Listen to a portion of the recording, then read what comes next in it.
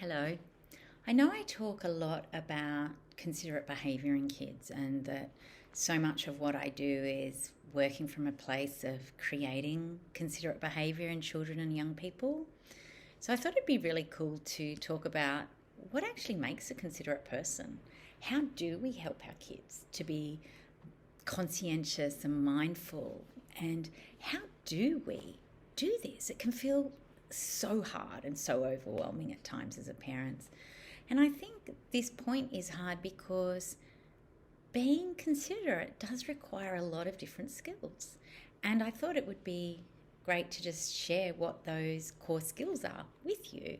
And then it makes it a little bit easier for us as a parent. So the four skills our kids need to be considerate are self-control, healthy emotional development, cooperation, and self-worth. They're our core skills. And so by understanding those four skills as a parent, we're going to really focus on supporting that in our kids. So we can help our kids to develop their self-control through teaching them right from wrong in a blame and shame-free manner, so they can assess how their behaviour fits into these categories both before and after they've acted. Supporting emotional growth means making a safe and encouraging environment for our kids to express how they feel and teaching them how to share their thoughts and feelings respectfully. Children's teamwork or cooperation skills go from strength to strength when we celebrate and acknowledge their actions, and that the actions that benefit the whole group, I guess. When kids see genuine joy on their parents' faces upon entering a room, when they sense just how much we truly enjoy their company and take an interest in their thoughts and feelings, this builds a deep sense of security and self-worth for them, because kids who feel worthy are more likely to act upon their knowledge of right and wrong and develop an autonomous ethic. We need to really build that self-worth for our kids.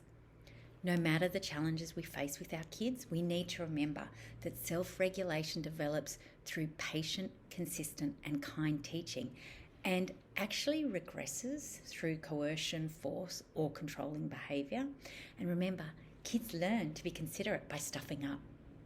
Punishing kids when they fall short of acting considerately is doubtfully hurtful to them when they aren't even aware that what they're doing is inappropriate.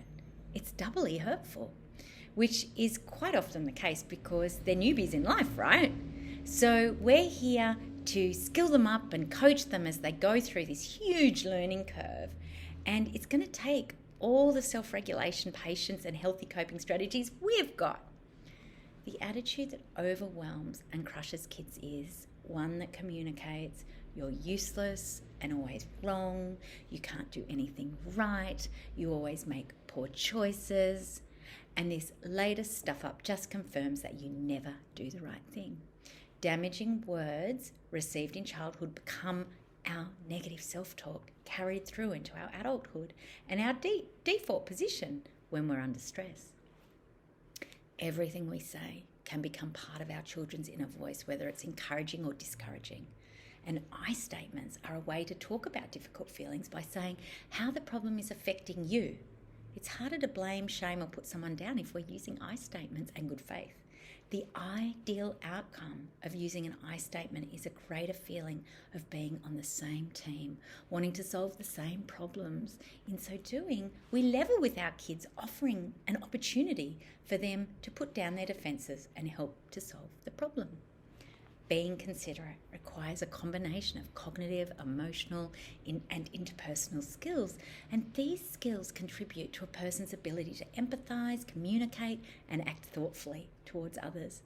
Remember, kids learn a lot from observing the adults around them.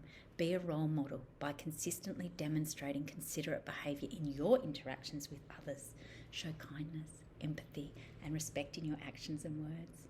Remember that teaching consideration is an ongoing process and requires patience and consistency.